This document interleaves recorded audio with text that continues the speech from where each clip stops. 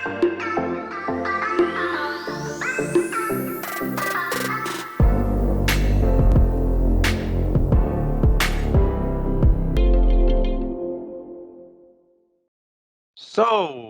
welcome to Mem Tips and Tricks. Today I have Ben Whitmore from Cloudway with us. And Hey. Ben, welcome. Hey, good to be Nice. here. Really good to be here. The sun is shining, so that's a good omen for this meetup. That's nice. So, Ben, should we start with some personal background? Yeah. Yeah, tell us a little bit. Who is Ben? Who's Ben? Yeah. Well, Ben is this guy. He lives in the UK. Bigging up the UK MVP style. Yeah, I'm kind of middle-aged now, so I'm 42. I was 42 this week. Congratulations. Thank you. Married, father of 3. I have 3 girls. We decided to spread our kids out, so we've got 17, 9, and 8. so yeah, they keep us on our toes. Yeah. And actually, I come from a family of 7 kids, and they say that if you have 3 kids, you may as well have 30 kids because you're outnumbered anyway. As soon as you get to 3, you're outnumbered. I can relate to that. I can relate. We've stopped at 3 now. We're going to count our blessings and stop at 3. So they're all awesome. I wanted boys, but I ended up with girls, but I wouldn't change them for the world now. I love them to bits. So they keep me busy, really busy. Yeah. So I live over here in the UK. I live in, we have like counties. So the UK split up into counties. So I live in a county called Norfolk, and then a small town in Norfolk called Kings Lynn. So we're like a small fishing town, which is pretty cool. Broadband. We just got broadband in our county yesterday. No, I'm only joking. The infrastructure takes a little while to get going, but yeah, we have good broadband now. We have 4G, and we have motorways, so we're in the 21st You have century. cars as well? Yeah, we have cars. Oh, Yep. nice. Good to know. There's no fuel at the moment for cars. There's this thing in the UK where we don't have tanker drivers, so there's a bit of a fuel crisis. So that's interesting. Yeah, that's cool. But we won't go into that because that brings up the whole Brexit debate. And it does. But you mentioned the 3 kids, and I was just like, okay, you are in the UK. You have 3 kids.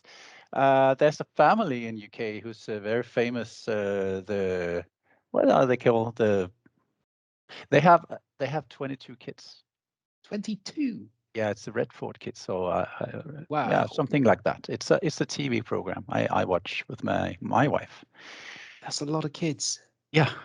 I mean, you have to think of the practical things, like how many boxes of cereal do they go through each morning, you know? Yeah, I think they have their own mall or something like that. Amazing. Yeah, it's amazing. Yeah, but that wasn't what we want to talk about.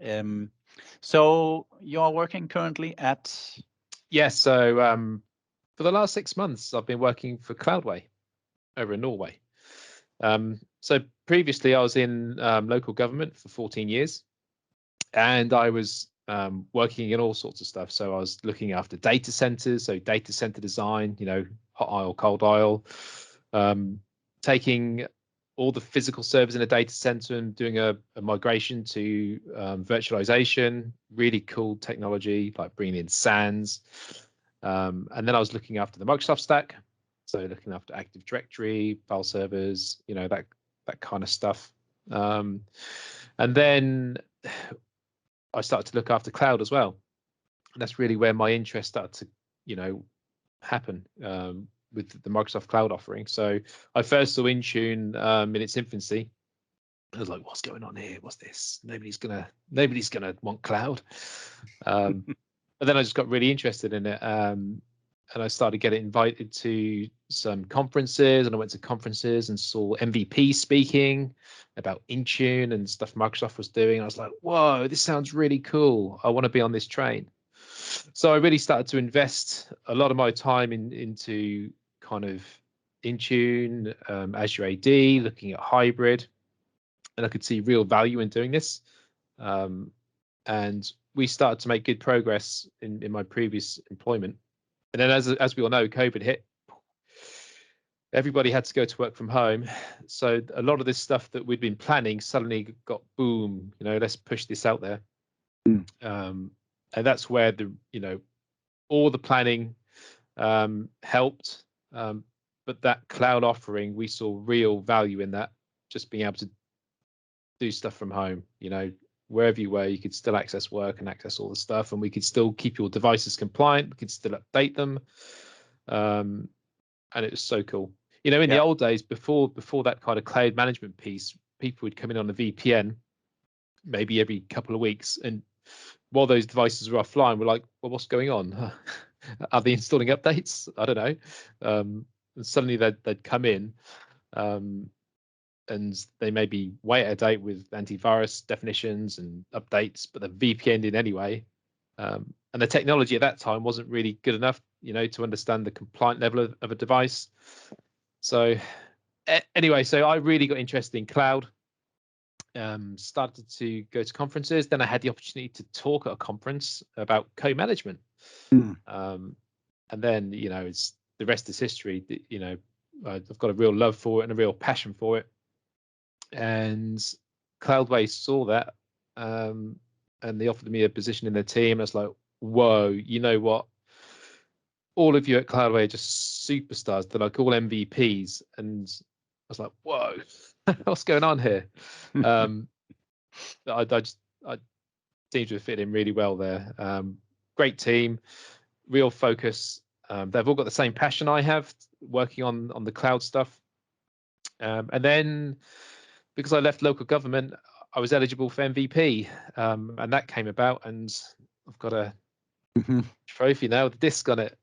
It's been a bit of so the last 6 months has been a bit of a roller coaster. So new job, new colleagues, MVP, working from home full time, but it's cool. I've got some awesome friends like yourself, who I've met in the community, and we all help each other through it. And that's the thing I love, and that's why it still has my interest, and that's why I work in the evenings and maybe sacrifice a bit of family time here, because we all have this same goal, the same passion to just share our knowledge so that somebody else doesn't have to experience maybe the pain of learning it, and I'm certainly not alone in feeling like that, I don't think. No, that's nice. So that's what the community can, right? You sit at home, but you have the community that just loves when you put your stuff out there and share the knowledge of something that maybe is obvious to you, but it's not obvious to everyone. Exactly. And the internet is so cool, isn't it? So if I think maybe, okay, let's go back maybe 10 years, yeah? If I was working in Exchange and I had a problem, where would I turn to? I'd maybe go, I think TechNet was still around maybe 10 years ago, TechNet, or I'd maybe buy a book. And they would never really cover the scenario I was trying to, get over this particular problem. But nowadays, it's just get on Twitter, ask the question, somebody comes back with an answer or a link to a blog post. It's like, wow, it's like, how could we do our jobs now without Twitter or other social media platforms? It's just so awesome that people are blogging and sharing stuff. And not very often now do I hit a problem where I'm spending days and days and days trying to figure out. It does happen sometimes. You come across a scenario somebody else hasn't come across before, but often as not, somebody else has done it, and hopefully they've maybe blogged about it or shared a video or something on it or answered somebody else's question on a forum. But yes, it's really cool. The information at our fingertips now is awesome. I agree. And congratulations on your MVP. That is Thanks, man. very, very well deserved. Thank you. I know you have your blog. It's byteband.com, right? Yeah, well, I've actually transitioned now. So byteband.com is still there. Absolutely. So there's a lot of blood, sweat, and tears went into blog posts But I was invited across to the MS Endpoint Manager team to kind of join there as a co-author. So all of my new endpoint stuff is going on msendpointmanager.com now. Yeah. And again, that's just an awesome group to be in because they're like super brains. So much good stuff going on that blog post, blog platform. Honestly, I feel like the people I know now, like yourself included, if you know, like the movie Armageddon, where there's this meteorite coming towards Earth and it's about to smash everybody up. You know, if there was a similar kind of scenario where the world was going to be destroyed because there was an issue with endpoint, yeah, I think like I can call on some people now who I know, and we'd be like the Avengers of of endpoint or something, and we could assemble and all just come in and save the day. Yeah, that's the community for you, you know. And then you come. Yes. Yeah, I wouldn't. I can see the scenario. Some of them I wouldn't like to see in latex and capes. That might be wrong. But you know what, Ben? You are called the Bond 007, right? On the community. So I've heard maybe you that. should be Bond, and then Ah, 3 others should be the Avengers, right? I wouldn't mind his gadgets.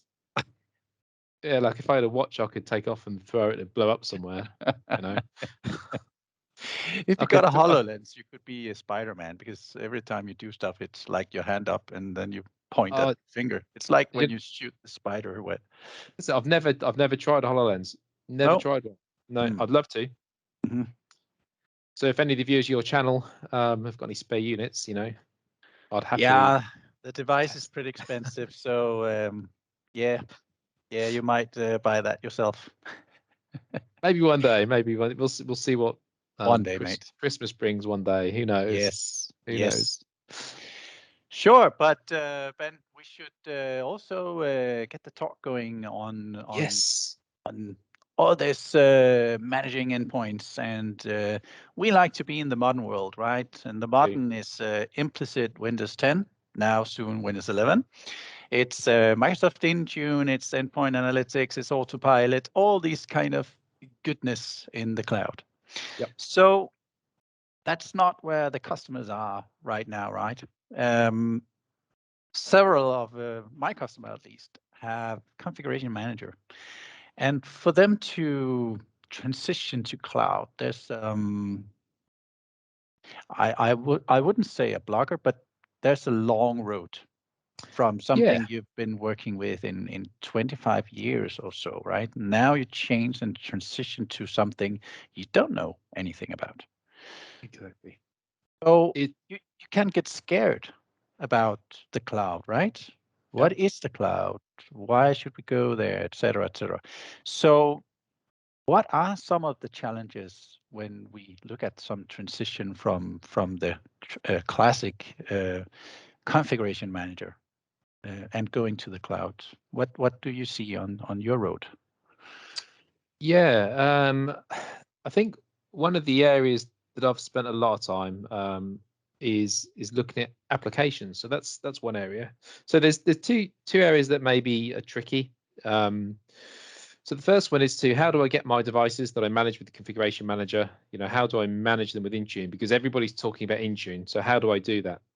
So there's a transition, isn't there? And you can say, well, I really don't want to let go of config manager. So I've heard of this concept called co-management. So I'm going to test that out. And co-management is pretty cool. We use that in my last organization, and I still use it today with customers where they've, like you say, they've invested a lot of time in configuration manager, and that's where all their skill set is. And they maybe don't have enough confidence in a cloud offering yet. Maybe they haven't spun up their own labs and done some testing or whatever. So co-management initially came in as this bridge. Yeah. So, and what I could do is I'd say, well, I've got my configuration manager agent installed on my clients. And with Windows 10, I've got the MDM agent built in as well. And if I start doing stuff from Intune, some policies may be coming down that channel for the MDM agent in Windows 10. And I may have some stuff coming through from Configuration Manager, some baselines and stuff like that. So, and we saw the two conflicting, didn't we? And sometimes we had to set a CSP to say that MDM wins over group policy. And there was these different signals coming in. And so what co-management done, it brought in this kind of synchronous communication between those two agents. So we could say, well, okay, I've got my config manager agent, and I really just want to maybe start looking at compliance from Intune, because that's really cool, some of the signals I'm getting from there. So I can move this slider across to say, right, only get compliance policies from Intune now. And that was pretty cool. Yeah. And then I could say, well, okay, I'm pretty confident with compliance now. So what other workloads can I start to move across? And then we can start looking at maybe applications or configurations, configuration policies, or even Windows Update workloads. And so being able to move those individual workloads one at a time, I think gave people the confidence to then start looking at maybe going into cloud full time. And so I've seen a lot of people go on that journey. And once they have that confidence from co-management into the cloud, they then maybe start looking at cloud native technology like Azure AD join, or things like autopilot for provisioning. So starting to move away from task sequences. So there is a journey, and there's no right or wrong way. Everybody's different. Everybody has these different requirements, don't they? Mm-hmm. But I think there's still room to disperse a lot of myths. So we still see customers that think, well, if I go Azure AD join only, so if I'm autopiloting and joining Azure AD, fully managed by Intune, what about some of the stuff I have on-prem still? So I've still got a massive investment in printers. Some people still do use printers, or file servers or applications that may be still using Kerberos authentication or NTLM. So how do I deal with that? And so there's this myth that you need to maybe look at hybrid join. But I mean, I've been doing some stuff recently. I've done a blog post where we say, well, actually, you don't. If you've got a synchronized user, so you're using AD Connect and that identity is synchronized, when they're logging into an Azure AD join device, you're getting information coming down with your primary refresh token. So it knows about your domain and it knows your SAM account name. And so when you're signing in, if you've got line of sight of your domain and your domain controllers, then Kerberos is enabled on your client, and that single sign-on, that Kerberos authentication is happening seamlessly in the background. So even if you just go straight to Cloud Azure AD join, you can still authenticate to those maybe legacy applications or print servers or file servers with Kerberos. And really the only prerequisite is that it has to be a synchronized identity. We can dig into it. There is some more stuff in there that we maybe need to make sure we're doing, like VPN line of sight. But yeah, and so what I try to do, and other people do in the community, is just try and share this stuff, try and bust some of these myths, because I don't see many blockers now on going straight to cloud. And I'd even go as far as saying I'm fairly confident with the offering in Intune now that I maybe wouldn't even consider co-management as a bridge. I'd say, well, look, let's just look at building up autopilot, your Intune policies, Azure AD, compliance, conditional access, and let's just get you started on that roadmap, and start bringing machines in that way. So I guess you hit the nail right there, right? The authentication. Why should we keep that device in the regular AD, which was born for like 20, 25 years ago? It's legacy now, and Azure AD is just accessible from anywhere, right? We have these conditional accesses that you can help the block signals from where you're not trusting location, et cetera, et cetera, et cetera. So yeah, really, do we need the hybrid? Nah. I would say look at your biggest risk. Yeah. So we know that the threat actors now are coming from the internet and the big bad world. So where in a kind of legacy world, it's still important today. You'd maybe focus all your attention on the firewall. So if I can stop people getting in my firewall, then I'm safe. Yeah. And then we've done some work to say, well, if I have threat actors inside my organization, I'd maybe have to do some stuff as well to keep them safe. Yeah. But that is no longer the castle. We don't need archers at the top of the castle anymore, keeping the baddies away. our weak point is our identity, and our identities can be used anywhere. So I really need to focus on protecting that and keeping that as safe as it can be. So protecting the devices that are out in the wild and protecting the identity that can be used anywhere. And so that's my focus. So I'd say hybrid. There may be some use cases. So if we have some on-prem applications that are legacy and it's taking a lot of development to move away from them. So let's say we need some machine context authentication, then we're still going to need that hybrid. Or if we have forest trusts, we maybe still need to keep that hybrid in place. So there are use cases, but what is the biggest pain point compared to the biggest risk? So should I invest all of my time and effort to get rid of those legacy applications and the reasons why I'm still stuck on-prem? Yeah, should that be my biggest focus, or should my biggest focus be on moving to the Intune Azure AD, where I get more security for my users? And for me, that should be my focus, and I should be doing everything I can to move away from on-prem. Yeah, in a nutshell. Exactly, with caveats, but exactly. There's always different scenarios, etc. But the most common ones, right? They can go Azure AD joined, and that what we need to get it out there, and of course your blog is going to help. But I see really many customers when they say, okay, we want to go autopilot, but we yes. should go hybrid, and I'm like, why? Because then you want your object to go on-prem and then AD Connect to sync the device to the Azure and register the device. Nah, it doesn't sound right in the modern world, right? It's complicating stuff, and I mean, you take a technology and you put it out to the user, and then you really make it advanced, and you make a lot of possibility to that object failing, so you won't ever get that device into a usable state, right? Mm-hmm. So you just get this screen and you have the diagnostic and you can send that to some IT guys, and nobody will ever think that was a good solution. So I mean, the cool thing we have now, so we have Cloud PC, don't we? So Windows 365. So if there is still a use case to access stuff on-prem, then give your users a Cloud PC. In those, if they're unique cases, get them modern, get them autopilot, Azure AD join, Intune managed, and give them a Cloud PC, because we can use on-premise network connectors, join them back to the domain, and use that. So their main work device, which is maybe considered the risky device, is protected with all those cool modern things. Yeah. But yeah, another maybe app for this session today, that another where a lot of work needs to be done is where people have made a lot of investment in kind of their application development. So and in the large organizations, they have people doing just this role. In big organizations, they have multiple people where they're developing their apps, packaging their applications to be delivered from Configuration Manager.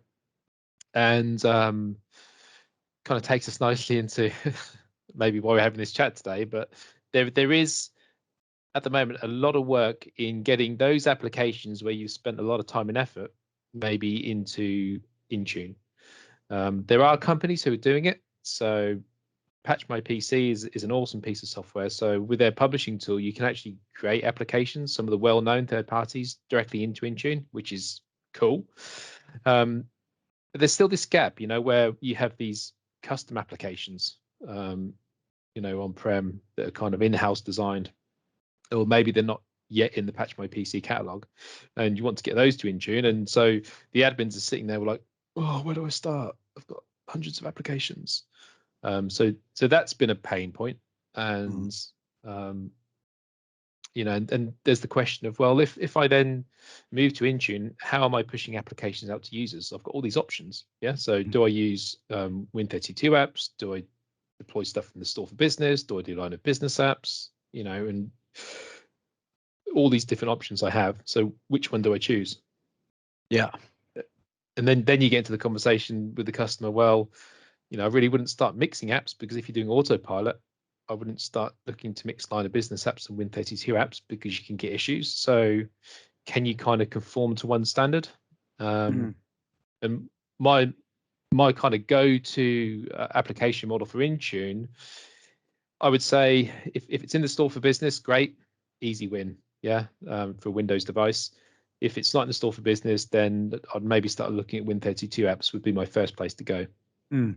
And then it's, well, how do I get applications from Configuration Manager in that application model as a Win32 app? Yeah, And, exactly. you know, And just to continue your talk here about the LOB, line of business applications, and the Win32. Yeah, it is problematic to mix it because of that Windows installer, right? Because you can yeah, have one transaction on the Windows installer, and it doesn't really know when it's finished. So it kind of like throw all at you at once, and that's where we have the Win32 that is actually yeah, able to finish and see, okay, my app has been installed now. So having the LOB and the Win32 and just coming at you and having this Windows installer technology, which came in 2000, it's very old, yeah, saying I'm busy and then failing, and then your autopilot would fail. So yeah. that's actually the problem here. And so we saw customers initially investing in that line of business model. So you're limited to a single file to deploy. Yeah. So you can deploy a single MSI. And then we had Win32 apps, but maybe some people stayed with that line of business model. But yeah, Win32 apps are so cool because we can just take a whole bunch of content and we package it up and we chuck it up to Intune. And I think we're going to go through some of this stuff today just to show people how easy it is to do that, Mm-hmm. and the tools Microsoft have that allow us to do that. Yeah. So the thing is, I am trying to, and of course, this session is also about applications and the migration path from Config Manager, and I've done a couple of videos on how can I actually go through the process of having applications in Microsoft Intune. And one of the things I came across is that once you've compiled this stuff into the Intune Win file and you upload it to Microsoft Intune, you can't really get it back, or at least it's very, very difficult. So you need a process to keep that files ready in a state somewhere. And that's the process you have to build. You had it if you had Config Manager, but you were able to have a content share where you could right-click your application and say, update my content, and then it would take that revision and upload it to that distribution point, right? Yeah. In Microsoft Intune, you have to repackage the whole thing into the Intune Win package and then upload the whole bunch of blob, right? Yeah. So it's like that process is a little bit different. I wouldn't say necessarily more advanced or more tricky in any way. It's just another way of playing around with your application. Right? Yeah, yeah, and yeah, I understand that completely. And it'd be really cool if we could right-hand click on a Win32 app and say create an upgrade version of this. So it would maybe create a duplicate application, and we just upload a new Intune Win file, change the detection method and the version, and job done. Mm-hmm. But again, yeah, so that's still a challenge. So dealing with the whole kind of supersedence thing with Win32 apps as well, it's there. But maybe still a challenge. But so, as I said before, with kind of off-the-shelf applications, Patch My PC is doing an awesome job with that as well with their publishing tool. Yeah. So deploying updates, getting them published in Intune, and so you then start to supersede some of those Win32 apps and deliver the newer version. So yeah, that's really cool. But it is a challenge, you know, keeping on top of that app development. Yeah. So Ben, we are in a situation now. I have a config manager environment and I love it. I just keep on nursing that SQL performance data. I Yeah. keep on creating these awesome apps and I have a lot of them. I have 1,000 apps. Now my boss told me that you cannot any longer have that config manager for now and for all future. So we need to look at Intune because we have a strategy in our company saying that we should be able to bring up a new office in a very short amount of time. Yep. So here we need a technology that expand, and that technology should be able to expand without us having a lot of servers that Yep. we need to put out there. Yep. So I would like to have a tool that could help us migrate these applications to Intune, because it's a huge headache for me to take all these applications, bring them to Intune, and then see it didn't work. Because I already put all the work and all the intelligence to these applications in Config Manager. Why should I do the same to Intune now? It's waste of time. Do we have a path that is easier for me? Nah. Yeah. Yes, we do. Cool. So I've been working on something to try and address this. So it's been a bit of a labor of love. I can share with you actually what I'm doing, and then we can maybe do some demos. Would that be cool? That would be cool. What is it called? So I've developed a tool called the Win32 App Migration Tool, and it's designed to address that specific scenario where we have a lot of stuff in Config Manager and we just want to get it across to Intune, but I don't want to have to go into the console and double click on each of the applications, have a look at each deployment type, understand the installation commands and the uninstallation commands, detection methods, if there's supersedence, where is the content and what's in the content, and what content do I need to consider when I'm building Intune Win files. That's, we don't want to do stuff manually, do we? We want to automate stuff. So what this tool tries to address is, it kind of gives you an interface where we can get the applications in Configuration Manager and we can select which ones we want, and then we can just create Intune Win files. Yeah, so that's where we are today in the beta release of the tool. The next version of the tool is going to have a console extension integrated with Config Manager, so we don't need to jump out into PowerShell separately to do this and install a module. From Config Man, we can just select the applications and say export directly to Intune.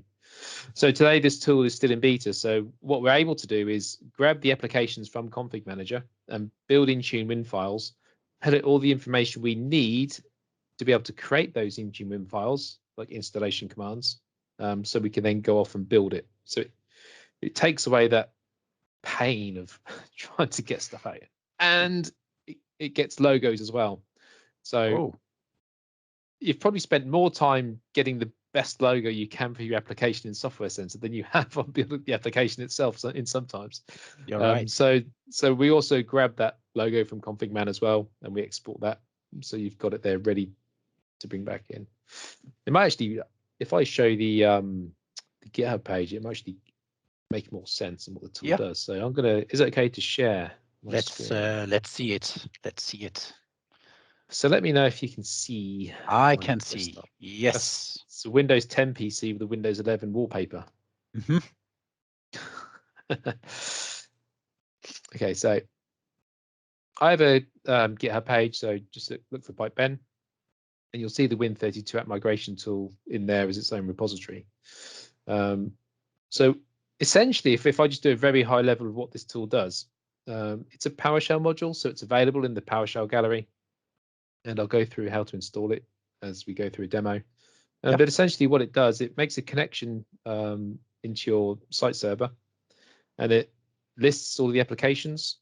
You can actually use a search. So with the tool, you can specify a wildcard to pull back all the apps, or you can, I think in this screenshot, I've searched for the keyword Microsoft. Pull back the apps.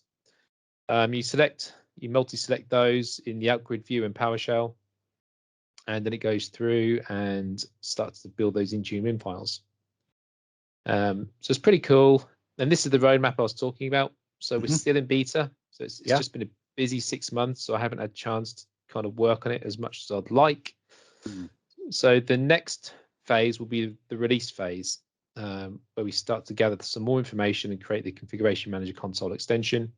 And then ultimately, in general availability, we'll be creating those apps in Intune as well. So it'll be a one-stop shop, get the applications and publish them directly in Intune. That's very, very, very cool. That's cool. And there's people doing this today. So in terms of using PowerShell modules to create the applications as Win32 apps. So a good friend of mine, Nicola Anderson, who's in the MS Endpoint Manager team, he's got an awesome framework, and I'll share the link with you at the end so you can maybe post it to the viewers. Yeah. But that will Thanks. actually, you feed information in the form of a JSON file. So you feed this data in, and like a content folder as well, and it will do the same thing. So it'll download the Win32 content prep tool, which is required to build the Intune win file, and I'll show that. And then it'll build those apps in Intune for you. So that's so cool. So we've been talking, and I think our two tools are maybe going to meet. So I'm going to be grabbing stuff from Config Manager and maybe using some of his framework to publish that in Intune. Mm-hmm. So we said earlier, why should we reinvent the wheel? Why should I go through this whole development process if somebody's done something that's in the community already? So that's going to be really fun to work on that together. Mm-hmm. So yeah, I know Nikolai because in my first video on the MEM channel, I actually demoed Nikolai's script on the Google Chrome app, where it's totally automated. It gets the enterprise MSI from Google itself, and it downloads it and put it into an Intune win file and upload it. It's like amazing. He's a wizard as well as you are. He is. He's like PowerShell dark arts wizard. Yeah. You know, if he was on Harry Potter, he'd be one of these like super minds. Like, ever since he created that prerequisite checker for Config Manager, well, oh my God, he's such an intelligent guy. Yeah. So we actually done a session together at Workplace Ninjas. So we were both showing the tools we've been working on. Yeah. So that's a really cool session, and we can see real value in kind of bringing together the functionality from both the tools and just come up with this super awesome, easy way for people to get their apps from Config Manager and into Intune. So what it might be worth showing briefly is, so we're talking about creating Intune win files. Maybe we can spend just a couple of minutes if we have time, just to understand how we build Intune win files. Would that be okay? Yeah, that would be just fine. Yeah. So we have this concept of, let's have a look on the GitHub.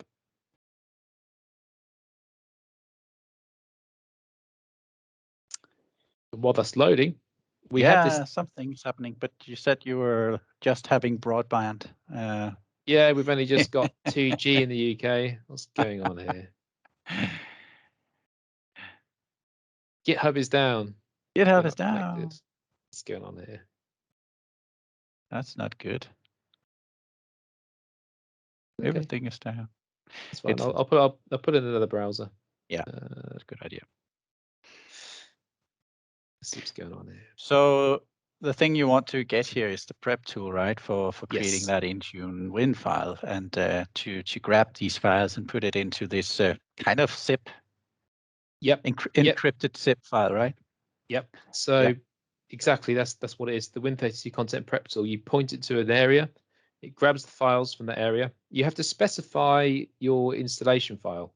Yeah, and so that's quite important. So I'm not going to download the Win32 content prep tool, but we'll put a link into it because for some reason the internet of my VMs died. So I'm going to troubleshoot and try and talk through this demo as well at the same time.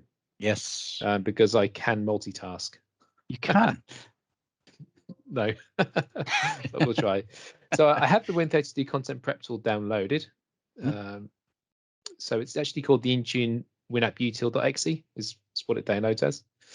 And if I was just to double click it, it's going to say, please specify a source folder. So if I had an enterprise application that was maybe an MSI that had a transform file and some other maybe cab files that are required for the installation, I'd point it to that folder. Yeah. So as an example, I have a folder structure here with some apps in. So in this example, I've only got one executable, but I'm going to use it as an example. There's my source folder. So then it's going to say, well, what's the setup file called? And in this instance, I have one executable. So I'm just going to copy that.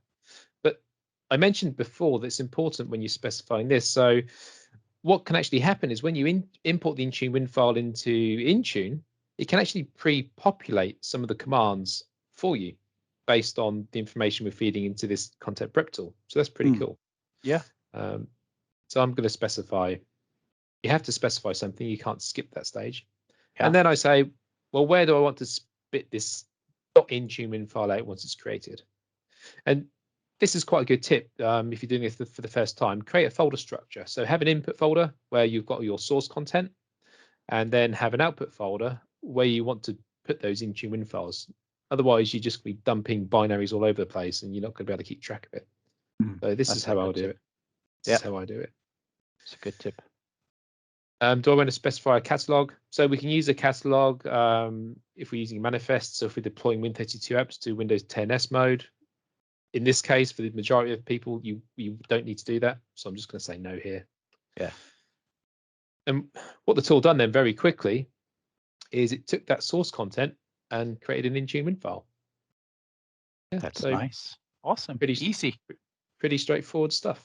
Yeah. And if I had the internet, as if by magic, you fixed it. I fixed it. So I was multitasking. Oh. There you go. So I'm going to tell my wife that. No, don't, because I was then able you to can get more assignments. So when we go to create an application, so we're in Intune, we go to apps, and I'll look at Windows apps, and I say add. I can select the Win32 app. Yeah. And this is where we select the package we've just created. So we select that package. And I won't go through this whole process because I think it's been covered before. Yeah, so we have covered it. But choose my Intune win file. It was WinSCP, wasn't it? Yeah, okay. It was. Okay. So this executable didn't pass any relevant information across to the Win32 app, but if you had an MSI there, it would start to fill in some of this information for you, which is pretty cool. I think it does publish a version installation command. But I won't go through. Yeah, just to add to that, and that is because in XFR it's not like a database or something that you can get data from. Where you have the MSI, that's kind of a database actually, where you have a lot of tables, and going to that property table, you can actually grab the name, and you also know the installation command for MSI. That's always MSIX. Oh, sorry, not MSIX. MSI exec/I, and then you go on from there, right? Cool. So yeah, it's a quite different scenario when you have an MSI package. Indeed. So it's pretty cool. So yeah, well, I won't go through the whole process of creating Win32 app, but that's essentially where we get to. So we use the content prep tool to create the .intune win file to be able to then create the Win32 app. Okay, so that's the concept. That's cool. And then we're like, well, okay, so but I had to double click on that file, then I had to, put some stuff in manually. Surely we can automate that, yeah? So then what I might say to myself is, well, yes, we can. So we can pass some parameters to the Win32 content prep tool in PowerShell. And so we can then start to maybe automate some of this. So if I just go back in PowerShell again. Sorry.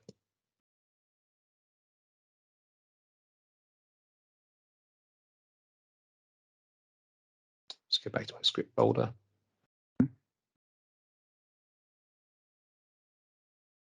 So I'm just going to set location to the working folder that I'm working in. So in this folder, I have the Intune WinApp util, which is the Win32 content prep tool. Yeah, I don't know if that's coming out. Okay. Intune WinApp. And then so I've got some parameters here. So in this PowerShell script, I'm going to pass some stuff. Okay, so I'm going to say, well, what is the setup file? So this is where we're specifying maybe the .msi or the .exe name, or if it's .ps1, if you've got a PowerShell script, or .vbs, you specify the setup file here using the -c parameter. Input folder is -o, so where's the source content, and -q is the output folder. So if I want to maybe start automating this, I can say, okay, what if I run this command? Yeah. So this command will be, I'm just specifying some platform and name parameters and versions because that's how I build up my folder structure. So before, when I showed you my input and output folders, I had a structure. So I had the name of the app with its x64, x86, and the version name of the folder. So that's the reason I'm passing these parameters to this script here. But essentially, I'm doing the same thing. So I'm passing these parameters in PowerShell to the Win32 content prep tool. So if you see here, if I zoom in on that, so I'm using start process. I'm running the Intune Win app-util.exe with some arguments. Okay, and there's my arguments. So array. basically, you just automated the thing you did before. Yeah, cool. That's cool. So that's cool. So okay, I don't need to do stuff manually anymore. If I know my source content and I know the setup file, and I know I want to put the Intune Win file, I can start to automate some of this stuff with PowerShell. Yeah. And that's what kind of got me onto thinking, well, can I go a step further? How can I, instead of me having to specify this stuff manually, can I just get it from Config Manager because it's already there? And we can. So what we can do is have a look in Config Manager. So you know how we can launch PowerShell from Config Manager to connect to the site server? Yeah. That's a good idea. Instead of adding that PSM, is it a PSM module you have to import? Yeah. So we can connect to it from here, and there we go. So if I connect to my site server, so my site code is BB1 in my lab, so I'm connected now. And then if I was in Config Manager, I could say, well, I could use this command. So get CM application. Yeah. Yeah. And that's going to list all of the applications in Config Manager. I wouldn't suggest you run that command because if you've got a lot of apps, it's going to put a lot of stuff back. Okay. So I maybe want to narrow that down a bit and say, let's just select the localized display name. So it's putting back applications in my lab. Cool. Okay. So Cool. using that command, get CM application, I can start to pull stuff back. I think, okay, Ben, cool. So let's take an example here of, we were working on WinSCP earlier. So let's grab that again. So if I was to say, get CM application,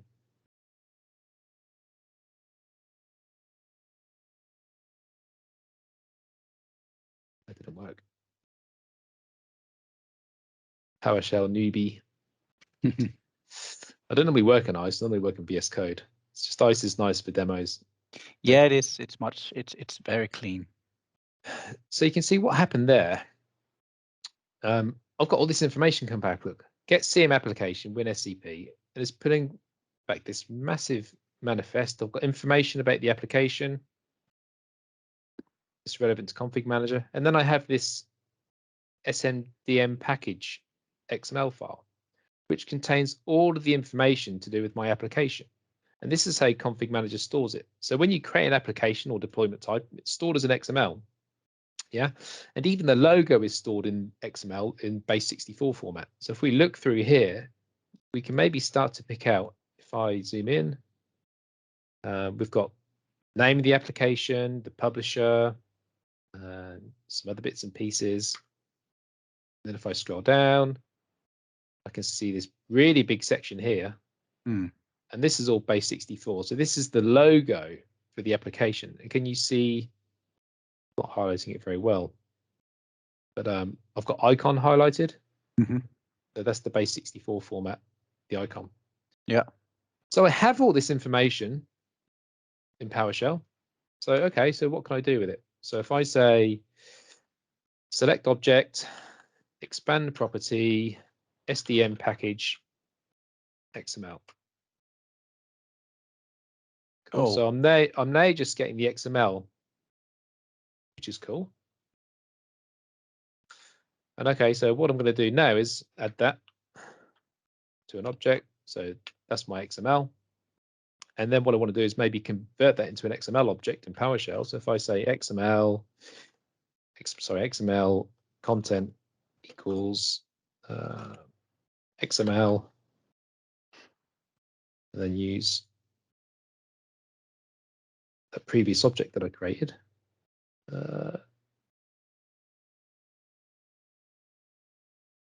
What's that done to my PowerShell? There we go. Hang on. Noob at work. So now if I look at this new object that I've created, okay, so it's got it in a nice XML format. So I can say XML content dot at management digest. I get some more information. I can then drill in a bit further and have a look at the application information. So I'm just drilling through those different XML fields and then say, okay, so I can go quite deep into this and I can see some cool stuff. So what if I go into title? And I've got there you go. title.text. So within this XML, I can get all the information I need for those applications and deployment types.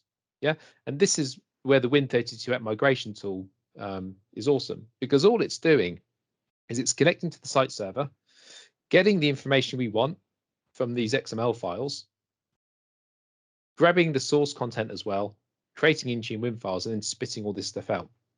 So if I want to look at, maybe we can jump into the tool now. Okay, so if I jump out of here, just go to PowerShell. So it's available. It's available in the PowerShell gallery. So you can say install module, Win32 app migration tool. I'm going to have to use the force command because it's already installed.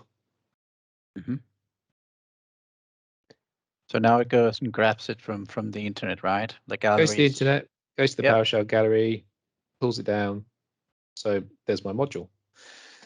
And you can say, well, okay, how do I run this module? So let's have a look at that. Just going to grab my example text file that I used earlier. So we have one command called new Win32 app. Okay, so there's only one command for us to run. And then I specified the information that I need to be able to connect to my site server. Okay. I need to specify an application name. So do I want to search for everything? I can put a wildcard in there.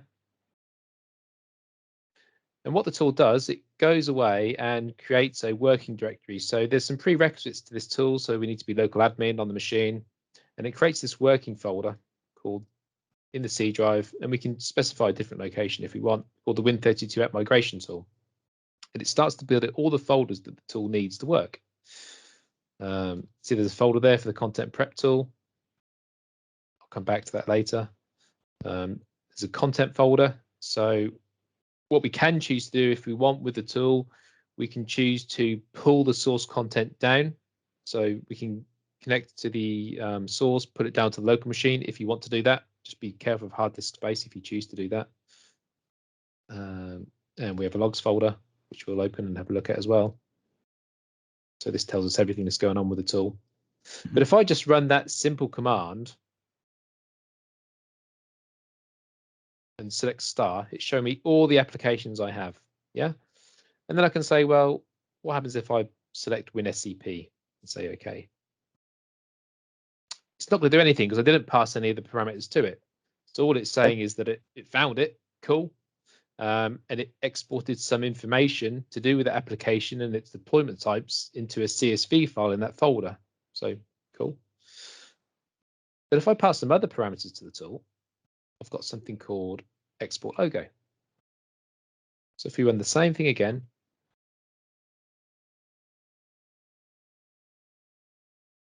and we need to learn how to use PowerShell, don't I? So if we copy that command, let's zoom in a bit, paste that, and select the same application again.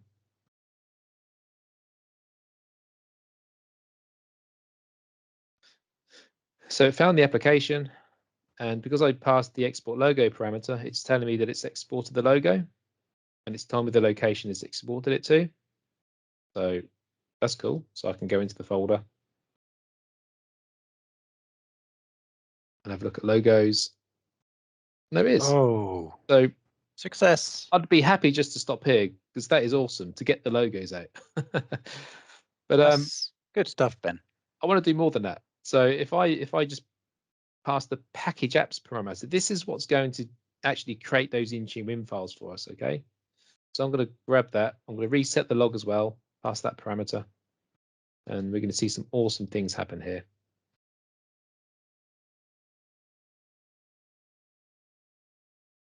Copy.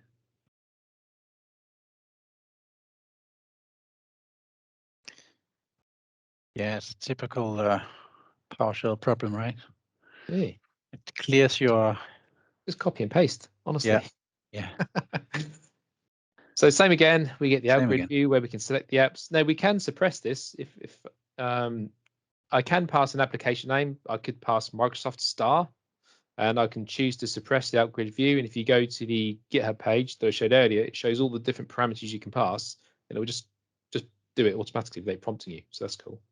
So I'm going to choose WinSCP again, and it's doing a lot of stuff there. But you can see that Win32 content prep tool we saw earlier popped up in the foreground. So what it actually went and done was create the folder structure. It was going to download the Win32 content prep tool for you into the working folder if you didn't already have it. I already had it, so it skipped the download. It's going to look at the application. It's going to export the logo, but it didn't this time because it already existed in that location. And then it's going to look at the application and start to create some folders. It's going to look at the different deployment types for the application. So there we go. It found one deployment type for WinSCP. So we've only got 64-bit deployment type. It found the install command from config manager, which is cool. And it found my content folder. And so what the script then does, it then identifies the installer to pass that automatically through. Do you remember the content prep school in Win32 content prep tool? We had to specify the -c parameter to say what is the setup file name. Well, this script will try and detect it automatically, and it gives preference to .msi or .exe, but it will look in the content folder and try to work out automatically what that name is. So because it found an executable, it didn't find an MSI in that folder, it found an executable. So it's passed that executable name to the Win32 content prep tool in order to build the .intune win file. That's cool. And then it does a lot of cool stuff. And what you end up with is we had the icon there. We look at Win32 apps. We've got the Intune win file there. And so the naming of these folders, we base the names on the application names and the deployment type names just to keep some kind of consistency with config man. But all of this stuff is in the tool, in the logging tool. So we can go back to the log file and we can see where it's dumping stuff out. So Very useful. cool.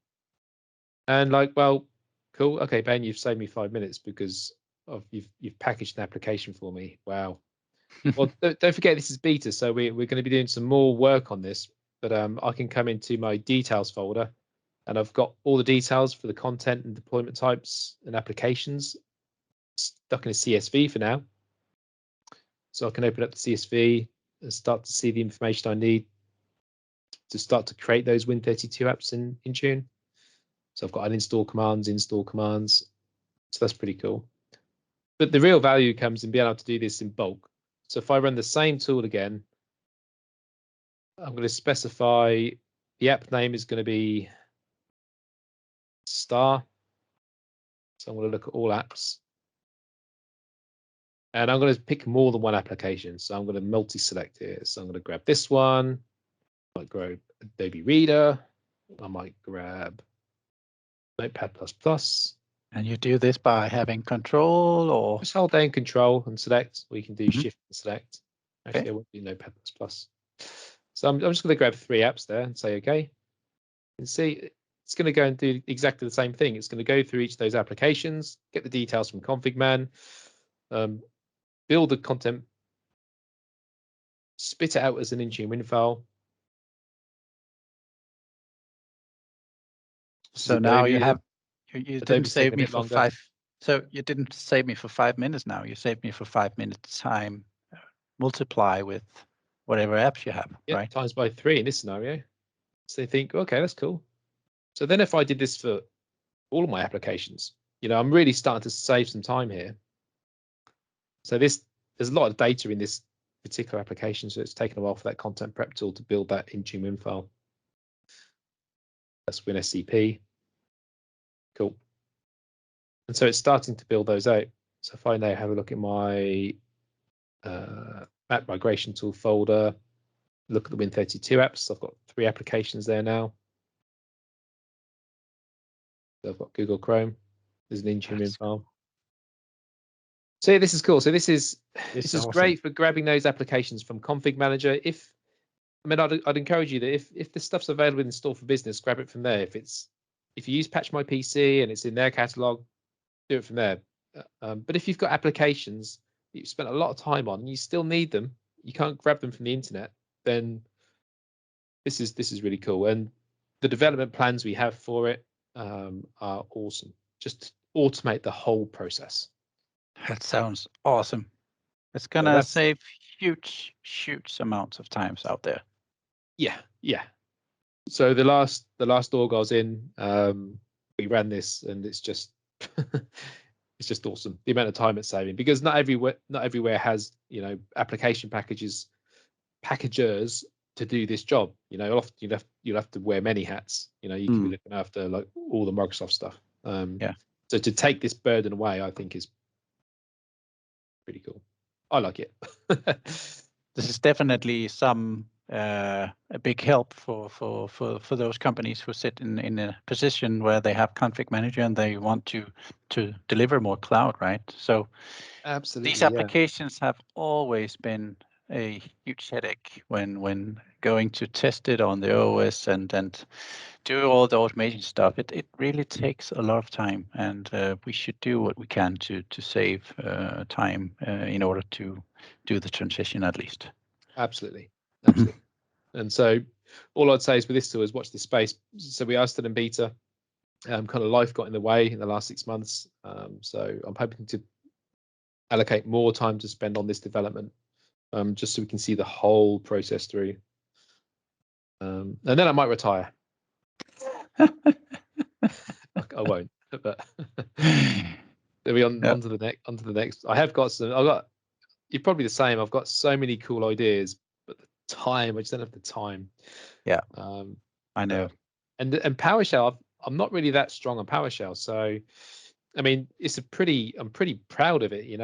We've got lots of functions. We've got public functions, private functions. We published the module in the gallery, and I've maybe been doing PowerShell for 3 years in anger, I'd say.